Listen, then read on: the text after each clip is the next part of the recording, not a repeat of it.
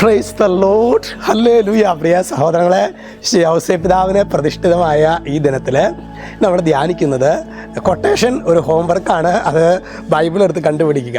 അധ്വാനിക്കുന്നവരും ഭാരം വഹിക്കുന്നവരുമായ നിങ്ങളെല്ലാവരും എൻ്റെ അടുക്കൽ വരുവിൻ, ഞാൻ നിങ്ങളെ ആശ്വസിപ്പിക്കാം. ഈശോയുടെ വചനം അല്ലേ? അതായത് ശരിക്കും ഈശോ നമ്മളോട് പറയുന്നൊരു വചനമാണ്. മക്കൾ, നിങ്ങൾ എൻ്റെ അടുക്കിലേക്ക് വായോ.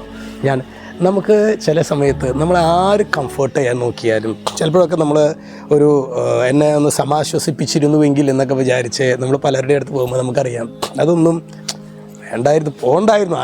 ആശ്വാസം നേടിയെടുക്കാൻ വേണ്ടി പോയപ്പോൾ അതിനേക്കാളും വലിയ പ്രശ്നമായെന്ന് പറയില്ലേ? ശരിക്കും പറഞ്ഞു പ്രിയ സഹോദരങ്ങളെ, നമ്മുടെ ജീവിതത്തിൽ അങ്ങനെ ഭയങ്കരമായ അസ്വസ്ഥതയും ബുദ്ധിമുട്ടൊക്കെ വരുമ്പോൾ നമ്മൾ ചെയ്യേണ്ടത് നമ്മുടെ ഇടവപ്പള്ളിയിൽ പോവുക. എന്നിട്ട് മുട്ടുകുത്തിയ കൈ വീച്ച് പ്രാർത്ഥിക്കാനും ചിലപ്പോൾ മൂടുണ്ടാവില്ല. നിങ്ങളവിടെ സ്വസ്ഥമായിട്ട് ഒരു തൂണുണ്ടാവും, അവിടെ ചാരി വെറുതെ ഈശോയെ നോക്കിയിരിക്കുക. അതുപോലെ വേദനയുള്ള സമയങ്ങളിൽ ഈശോ കംഫർട്ട് ചെയ്യുന്നത് നമുക്ക് കാണാൻ പറ്റും സഹോദരങ്ങളെ. എൻ്റെ ജീവിതത്തിൽ ഇങ്ങനെ ഭയങ്കര ഒറ്റപ്പെടലും ഇതൊക്കെ ഉണ്ടാകുമ്പോൾ ഞാൻ സാധാരണ ചെയ്യാറുള്ളത്, ഞാൻ ദിവ്യകാരുണ്യമുള്ള ഒരു ചാപ്പല്ലേ, ചിലപ്പോൾ ഞാൻ ഇടവപ്പള്ളിയിൽ കുർബാന ഇടുന്നുണ്ട്, ചേച്ചി ഇതിൻ്റെ സൈഡിലിരിക്കും. ഞാൻ ഒന്നും ചെയ്യാൻ പറ്റാത്ത രീതിയിൽ തളർന്നുണ്ടായിരിക്കും നമ്മൾ. ഇതുപോലെ നിങ്ങളുടെ ജീവിതത്തിൽ ഭയങ്കരമായൊരു ദുഃഖഭാരവും നമ്മൾ ചിലപ്പോൾ പലരും എന്നോട് പറഞ്ഞിട്ട് അച്ഛാ അങ്ങനെ ദുഃഖഭാരം വന്നപ്പോൾ ഞാൻ കുറേ ഫോൺ ചെയ്തു, അവനെ ഫോൺ ചെയ്തു, മറ്റവരെ ഫോൺ ചെയ്തു, അവർ കുറേ കുറ്റം പറഞ്ഞു, അപ്പോൾ അങ്ങനെ അസ്വസ്ഥത കൂടി എന്നൊക്കെ പറയാറുണ്ട്.